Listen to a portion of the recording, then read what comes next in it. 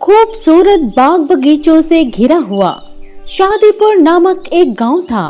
उसी गांव में लवली नाम की एक लड़की रहती थी। लवली को बगीचे में जाकर पेड़ पौधों और पंछियों के साथ खेलना और उनसे बातें करना बहुत पसंद था। जब भी उसे मन नहीं लगता, वो बगीचे में जाकर बरगद के पेड़ की छांव में बैठ उनसे खूब बातें करती और उस पर रहने वाले पक्षियों को खाना खिलाती। एक दिन वो बगीचे से लौट ही रही थी कि उसके कॉलेज की सहेली राधिका उसे ढूंढते हुए आती है। लवली, मैं तुम्हें कब से ढूंढ रही थी और तुम यहाँ बगीचे में क्या कर रही हो? सुनो, कल मेरे मम्मी पापा की 25वीं मैरिज एनिवर्सरी है, इसलिए हमने रात में घर में एक शानदार पार्टी रखी है। तुम्हें उसमें जरूर आना है। और हाँ सुनो, हमारी पार्टी का ड्रेस कोड है, उसमें तुम्हें लहंगा पहन कर आना है। पार्टी के बाद गाने और डांस का प्रोग्राम भी होगा। लवली ये सुनते ही थोड़ी उदास हो गई। क्या हुआ लवली? कुछ नहीं यार, मैं इस पार्टी में नहीं आ सकती। मेरे पास तो कोई लहंगा भी नहीं है और तू तो जानती ही है मेरे माता पिता कितने करीब हैं। मैं कहाँ से लहंगा पहनूंगी? वो सब मैं कुछ नहीं जानती। तुम्हें आना है तो आना है, क्योंकि तुम्हारे बिना पार्टी में मजा ही नहीं आएगा। लवली घर आकर चुपचाप एक कोने में बैठकर रोने लगती है। तभी उसकी माँ उसे देखती है। क्या हुआ लवली, तुम रो क्यों रही हो? माँ, मुझे कल राधिका के घर पार्टी में जाना है और मेरे पास एक भी लहंगा नहीं है और वहाँ पार्टी में सभी लोग लहंगा पहन कर आएंगे। अब मैं क्या करूँ? ये क्या बात हुई लवली, लहंगा पहन कर जाना है? तुम्हें तो पता है कि तुम्हारे पापा बीमार हैं और हमारे पास पैसों की कितनी दिक्कत है। किसी तरह मैं सेठ की दुकान पर काम करके थोड़े पैसे कमाती हूँ और तुम लोगों के पेट पालती हूँ। मैं तुम्हारे लिए इतने महंगे लहंगे कहाँ से खरीद सकूंगी बेटी? लवली ये सुनकर और ज्यादा रोने लगती है, तो माँ उसे चुप कराते हुए कहती है, चुप हो जा बेटी और अपने आंसू पोंछ ले। कल जब मैं सेठ की दुकान से लौटूंगी तो कोई सस्ता सा लहंगा बाजार से खरीद कर ले आऊंगी। ये सुनते ही लवली थोड़ी खुश हो जाती है। वाह माँ, तुम कितनी प्यारी हो। लव यू माँ। चल, घर में ढेर सारे काम पड़े हैं, थोड़ी मेरी मदद भी कर दो। घर के काम निपटाने के बाद लवली फिर से बगीचे की ओर चली जाती है और बरगद के पेड़ के नीचे चुपचाप उदास होकर बैठ जाती है। सारे पेड़ पौधे और पंछी लवली की ओर देख रहे होते हैं, पर वो कुछ नहीं बोलती। तभी सामने बरगद के पेड़ से एक आवाज आती है। क्या हुआ लवली, तुम इतनी चुप और उदास क्यों हो? कुछ तो बोलो। कौन? ये कौन बोल रहा है? लवली डर गई, फिर गुस्से में बोली, मैं नहीं बोलूंगी। मेरा मन चुप रहने का है। मैं उदास हूँ, पर तुम्हें क्या? तुम क्या करोगे मेरी बात सुनकर? तुम्हें क्या फर्क पड़ता है मेरे दुख से? उदास रहकर तुम्हारे प्रॉब्लम्स दूर नहीं होंगे लवली। तुम बताओ तो क्या प्रॉब्लम है? मैं तुम्हारी हेल्प करना चाहता हूँ।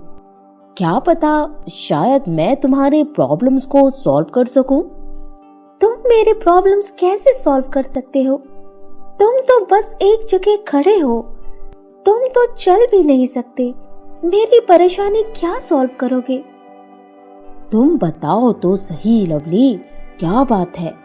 मैं अगर तुम्हारी हेल्प कर पाऊंगा तो मुझे बहुत अच्छा लगेगा। तुम कितनी अच्छी हो, तुम हमेशा मेरा और यहाँ रहने वाले पंछियों का कितना ख्याल रखती हो। कभी मुझे भी तुम्हारी मदद करने का मौका दो। ये सुनकर लवली अपनी सारी परेशानी बरगद के पेड़ से शेयर कर देती है और सारी बातें बताने के बाद घर चली आती है। वो जैसे ही घर पहुंचकर दरवाजा खोलती है तो उसे बेड पर एक रंगीन डिब्बा दिखाई देता है। वो जैसे ही उस डिब्बे को खोलती है, उसमें से एक खूबसूरत लहंगा निकलता है। इतना सुंदर लहंगा देखकर वो चौंक जाती है। उसे लगता है कि उसकी माँ ने उसके लिए सरप्राइज लाकर रंगीन डिब्बे में रख दिया था। वो बहुत खुश हो जाती है और खुशी से उछलने लगती है।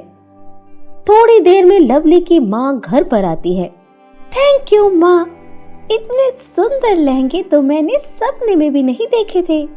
तुम इतना खूबसूरत लहंगा कहाँ से खरीद कर लाई? मैंने कोई लहंगा नहीं लाया, तुम्हें ये कहाँ से मिले?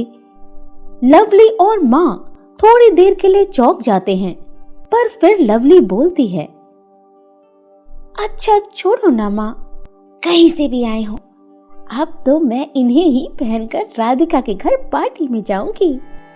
शाम होते ही लवली लहंगा पहनकर तैयार होने लगती है। जैसे ही उसने लहंगा पहना, उसके पास अपने आप मैचिंग की जूतियां, चूड़ियां और नेकलेस भी वहां आ गए। लवली इस लहंगे को पहनकर बिल्कुल परी जैसी लग रही थी।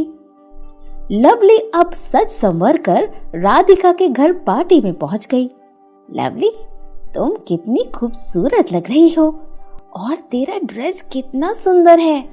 कल तो कह रही थी कि मेरे पास ड्रेस नहीं है और आज पूरी पार्टी में सबसे खूबसूरत तुम्हारे ही ड्रेस लग रहे हैं।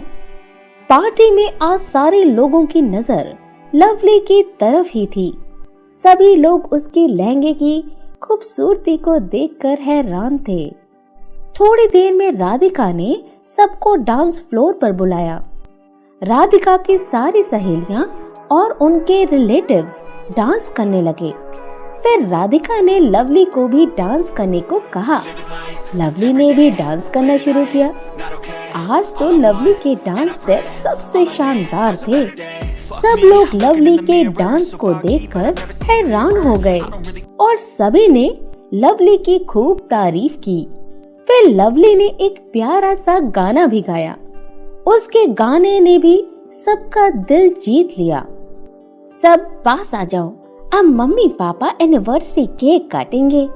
लवली थोड़ा दूर खड़ी होती है।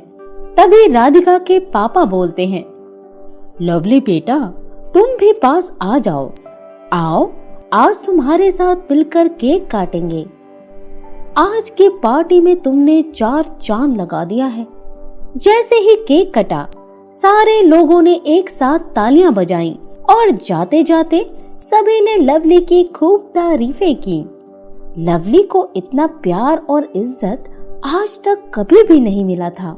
जब लवली पार्टी से घर लौटी तो उसे सारी बात समझ आ गई थी कि ये सारा कमाल उस बरगद के पेड़ का है। अगले दिन वो सुबह होते ही बरगद के पेड़ के पास गई। थैंक यू दोस्त, तुम बहुत प्यारे हो। तुमने आज मेरी जो मदद की उसे मैं कभी नहीं भूलूंगी। लवली, वो एक जादुई लहंगा है। उससे तुम 4 विशेस मांग सकती हो। 2 विश अपने लिए और 2 लोगों की मदद के लिए। चारों विश पूरी करने के बाद ये लहंगा गायब हो जाएगा। लवली बरगद की ये बात सुनकर वापस घर आ जाती है और लहंगे से पहला विश मांगती है, मेरे पापा की तबीयत ठीक कर दो। उसके पापा की तबीयत तुरंत ठीक हो जाती है। फिर वो दूसरा विश मांगती है, मेरे लिए एक सुंदर सा घर बना दो जिसमें सारी चीजें मौजूद हों और उसमें एक प्यारा सा बगीचा भी हो। उसकी ये विश भी पूरी हो जाती है। फिर वो लोगों की मदद के लिए तीसरी विश मांगती है, शादीपुर गांव में गरीब बच्चों के लिए एक सुंदर स्कूल खोल दो जिसमें वो फ्री में पढ़ सकें। देखते ही देखते वहाँ एक स्कूल भी बन जाता है। लवली को ये समझ नहीं आ रहा होता कि वो चौथा विश क्या मांगे। चलो अभी रहने देती हूँ, चौथी विश सोच समझकर मांगूंगी।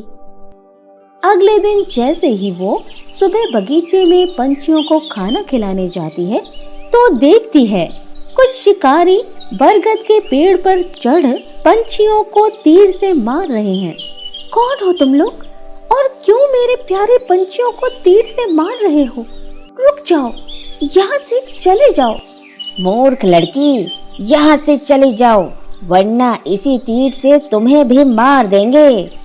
अकेली लवली डर जाती है और भागते हुए सीधे अपने घर आती है और जादुई लहंगे से अपनी चौथी विश मांगती है। हे जादुई लहंगे, उन पंछियों को प्लीज बचा लो वरना वो शिकारी उन्हें मार देंगे। फिर लहंगा अपना जादू दिखाती है और सारे पक्षी लवली के बाग में रहने आ गए। थोड़ी देर में जब वो वापस बरगद के पास जाती है तो देखती है कि सारे शिकारी पेड़ पर उल्टे लटके हुए हैं। बचाओ बचाओ, हमें माफ कर दो लवली, हमसे गलती हो गई थी, अब हम कभी पंछियों को नहीं मारेंगे। लवली उन्हें माफ कर देती है। सारे शिकारी लवली के सामने हाथ जोड़कर खड़े हो जाते हैं। तब तक सारे पंछी चहचहाकर लवली को थैंक यू कहते हैं।